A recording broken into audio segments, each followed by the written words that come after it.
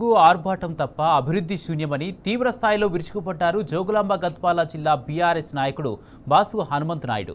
వారం రోజుల్లో 5 మంత్రులు వచ్చారు, కానీ కనీసం గట్టు రాలంపాడును సందర్శించలేదని మండిపడ్డారు.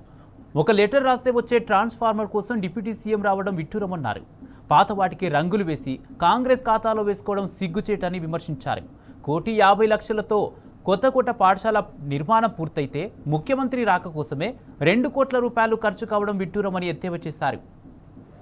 5 మంది మంత్రులు వచ్చి ఏం అభివృద్ధి చేసినారనేది చెప్పాలని, వాళ్ళు ఏ విధంగా అయితే ఇప్పుడు రేలంపాడు దగ్గర మన పొంగిలేటి మినిస్టర్ గారు వచ్చి రేలంపాడు దగ్గర పూర్తిగాని ఇందిరమ్మ ఇండ్లను పూర్తి అయినట్టు ఓపెనింగ్ చేసి అక్కడనే పక్కనే ఉన్న రేలంపాడు రిజర్వర్ నుంచి ఇక్కడ నడిగడ్డ రైతులు నష్టపోతున్నారని తెలిసి కూడా, రేలంపాడు రిజర్వర్ లీకేజ్ ఉందని తెలిసి కూడా అక్కడ జస్ట్ 1 కిలోమీటర్ దూరంలో ఉన్న రేలంపాడు రిజర్వర్ని కూడా పర్యటించకపోవడం చాలా సిగ్గుచేటు.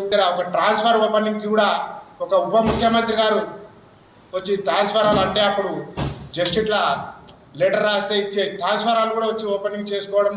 మంత్రులు వస్తున్నారు, ముఖ్యమంత్రులు వస్తున్నారు, ప్రాజెక్టు మంత్రులు వస్తారు, 3 మంత్రులు హెలికాప్టర్లు వస్తున్నారు, గట్టి ఎత్తిపోతల పథకం వస్తుంది.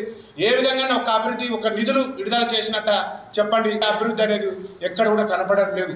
ఇక్కడ స్థానిక ఎమ్మెల్యే గారు ఆధిపత్య పోరుతోనే చేసిందే చెల్లుబాటు విధంగా ఆయన వ్యవహరిస్తున్నారు. కానీ ఏమాత్రం అభివృద్ధి అనేది నిధులు తేలేదు.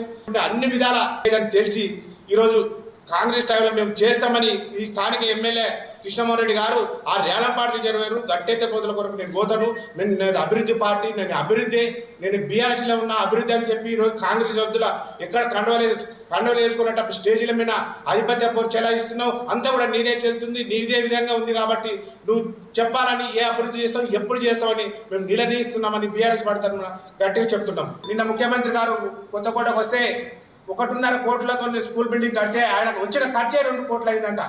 ఈ విధంగా వాళ్ళు చేసిన ఖర్చులు తప్ప అభివృద్ధి అనేది ఏం లేదని